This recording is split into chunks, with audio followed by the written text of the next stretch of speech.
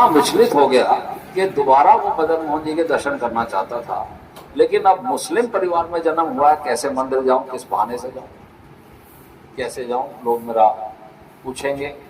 तो उसने झूठा चिट्ठी जो है मदन मोहन जी मंदिर में डालना शुरू किया, अपनी तरफ से लिख करके मदन मोहन एड्रेस का डाक डाल देता था, चिट्ठी डाल देता था, और फिर वो चिट्ठी यहाँ लेकर के आता था देने के लिए। इसी बहाने से उसका जो है दर्शन हो जाता था, झूठी चिट्ठी लिखता था और दर्शन कर लेता था। इस तरीके से वो समय रहते रहते कुछ समय तक चलता रहा, लेकिन फिर वो भेद खुल गया उसका कि ये मुस्लिम परिवार में जन्मा ये कला जो है काले खान, ये चिट्ठियां झूठी लिख के और यहाँ दर्शन करने आता है। तो मंदिर वालों ने तो खैर ज़्यादा कुछ नहीं कहा, और मंदिर वालों ने इसको जो है फिर सेवा में रख लिया। झाड़ू बुहारी करता था, वो कहता था मेरा अब मदन मोहन जी का बिना देखे मेरा दिन निकलता नहीं है। उसने प्रार्थना किया तो उसको मंदिर वालों ने सेवा में रख दिया। लेकिन उसके जो समुदाय के जो परिवार वाले थे वो उसके बहुत बड़े विरोधी हो गए। उसने कहा तू जो है अपने संप्रदाय को छोड़ करके तू मदन मोहन जी के मंदिर में जाकर के और वहाँ पर जो है काम कर रहा है, और तेरे खुदा तेरे पे कभी खुश नहीं होंगे। इस तरीके से उसकी जो पत्नी थी, उसकी जो घरवाली है, उसको बहुत ताने देने लगी।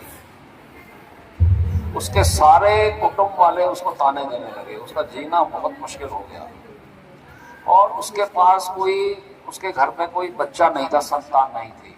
तो लोग कहने लगे ये दूसरों के भगवान के पास जाएगा तो खुदा थोड़ी इसमें प्रसन्न होंगे, इसलिए इसको बच्चा नहीं हो रहा है। ये अपने खुदा को भूल करके ये मदन मोहन जी के यहाँ जा रहा है, इसीलिए इसको बच्चा नहीं हो रहा, और ये कह करके सब इसको ताना देते थे।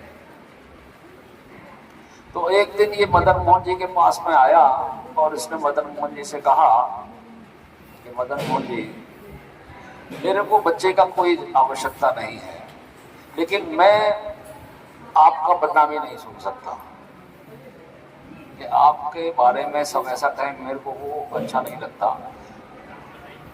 अगर तो आप इस बदनामी से मेरे को बचाइए, और यदि आप चाहें तो फिर बच्चा दीजिए ताकि लोगों का मुंह बंद हो जाए। मेरे को बच्चा इसलिए नहीं चाहिए कि मुझको चाहिए, मुझको नहीं चाहिए, लेकिन मैं सबका मुंह बंद करना चाहता हूँ। तो कुछ ही समय के बाद उसकी पत्नी गर्भवती हुई। ये मदन मोहन जी का चमत्कार। तो कुछ समय के लिए ये सब लोग चुप हो गए, शांत हो गए, बिल्कुल कोई कुछ नहीं बोलता था। और अब ये आराम से आकर के जो है यहाँ पर काले खान जो है यहाँ सेवा करने लगा, बिल्कुल आराम से, कोई इसको रोकता टोकता नहीं था। और सबको कहता था देखो, तुम कहते थे ना कि भाई मदन मोहन जी कुछ नहीं करेंगे, दूसरों का भगवान है, तुम्हारी थोड़ी घर में बच्चा आएगा। तो मदन मोहन जी ने मेरे को बच्चा दे दिया।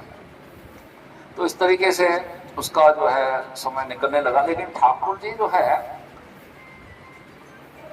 एक जैसा चलने नहीं देते जीवन को। भक्त के जीवन को जो है ना, वो बिल्कुल आराम से चलने नहीं देते। कुछ ना कुछ उसमें जो है वो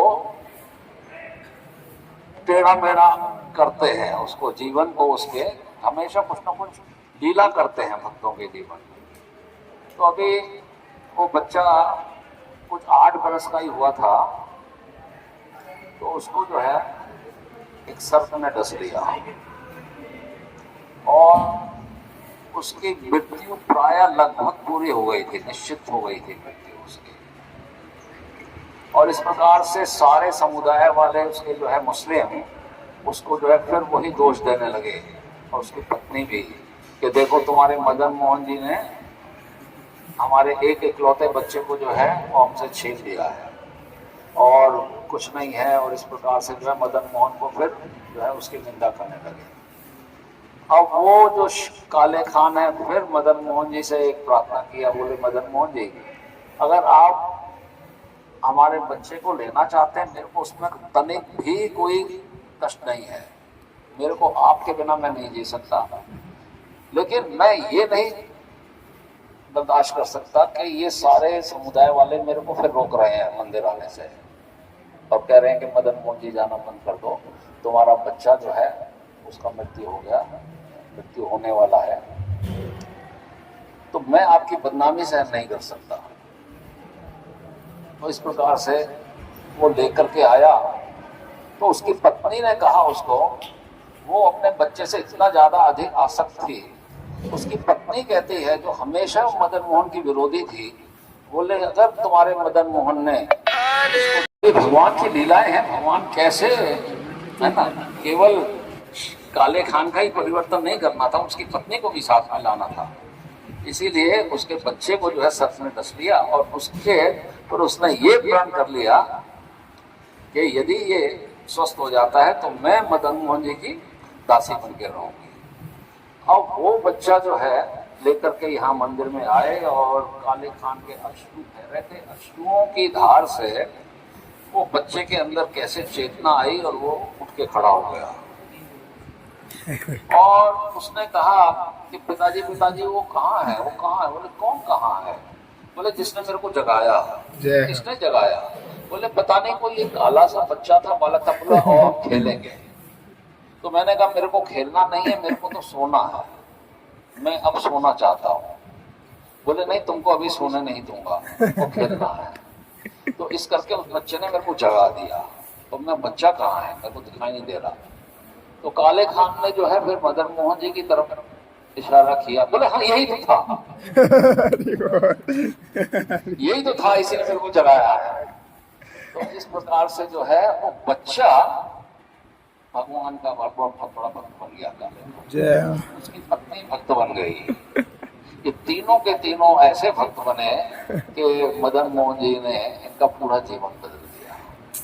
देखो, उसने कोई कहीं से कोई उसका संबंध नहीं था, मदन मोहन जी के बारे में जानता नहीं था, लेकिन मदन मोहन जी कब किसके ऊपर कृपा कर दे,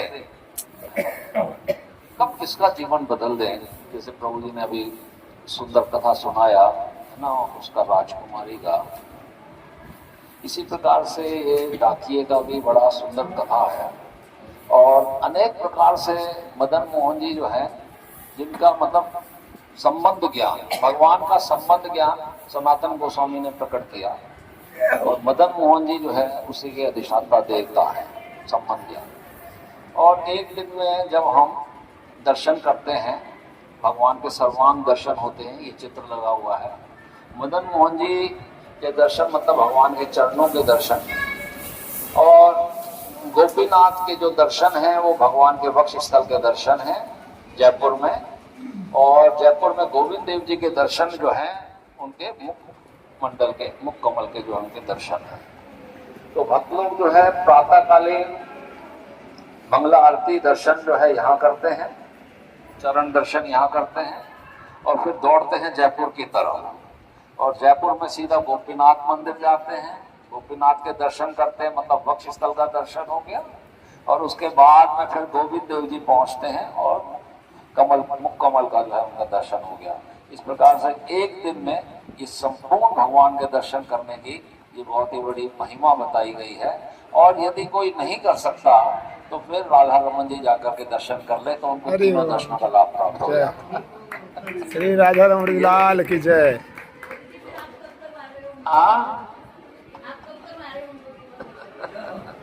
अरे करवाएंगे, भक्तों की अगर इच्छा है, अभिलाषा है तो तुरंत पूरी होती है। ये भी करना है, वो भी करना है। तो ये सेवा करता है। और इसने जो है यह पात्र चुराया है भगवान का, और वो पात्र इसके घर से बरामद हुआ था। पुलिस आई थी, लेकिन जब उसने सारी सही घटना बताई कि कैसे कैसे वो बालक मेरे पास लेकर के आया था, ये तब की बात है जब इसको दर्शन नहीं आता देने मंदिर आते थे, है ना, तब की ये घटना है।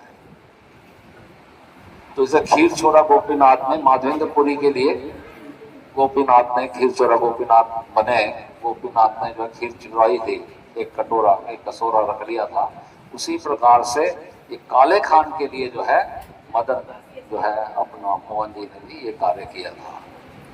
ठीक है, तो बहुत सुंदर सुंदर प्रसंग है। जैसे जैसे हम आते हैं भक्तों के संग में, सारी कथाएं हमको पता लगती हैं। और मदन मोहन जी का एक विशेष चीज हमने यहाँ आकर के देखी, सुबह मंगला आरती में हमको इतना उम्मीद नहीं था कि मंगला आरती में 4 बजे इतना भीड़ होगा। हम सोच रहे थे कि 8-10 लोग होंगे, 8-10-15 लोग आसपास के आ जाएंगे, लेकिन जब यहाँ का दृश्य हमने देखा तो ये उसी समय हमने निश्चित कर लिया, ये जो ठाकुर जी है ना, ये एकदम जिसे कहते हैं कि बहुत पावरफुल लग रहा है और भक्तों की पूर्ण मतलब इच्छाओं को, या तो इच्छाओं को पूरा करते हैं, इच्छाओं का ये जो है समूल नष्ट कर देते हैं और उनको अपने भक्ति में निवास कर देते हैं।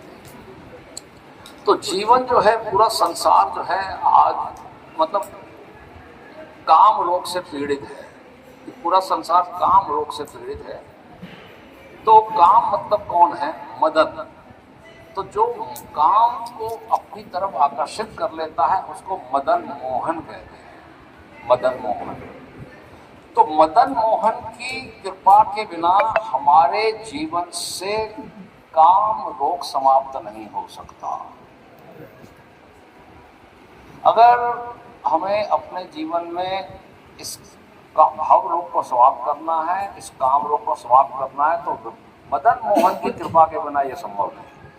तो मदन मोहन जी के चरणों में आकर के हमको प्रार्थना करनी होगी कि अब ठाकुर जी आप हमको संभाल लो। हमने अनेक जन्मों में हमने बहुत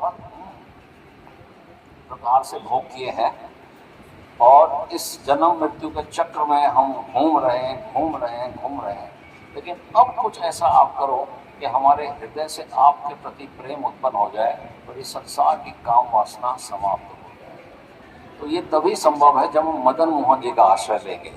और राधा रानी कौन है? मदन मोहन मतलब जो कामदेव को आकर्षित कर लेते हैं, और मदन मोहन मोहिनी, मदन मोहन मोहिनी मतलब राधा रानी उस कामदेव को आकर्षित करने वाले मदन मोहन को आकर्षित कर लेते हैं।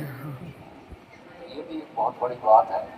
तो जो राधा रानी है मदन मोहन के साथ, उनका और मदन मोहन जी का हमारे को नित्य प्रतिदिन जो है स्मरण करते रहना चाहिए, ताकि हमारे भाव रोग जो है समाप्त हो और हम भक्तों का संग करें और भगवान के धाम को प्राप्त होने का हमारा रास्ता प्रशस्त हो।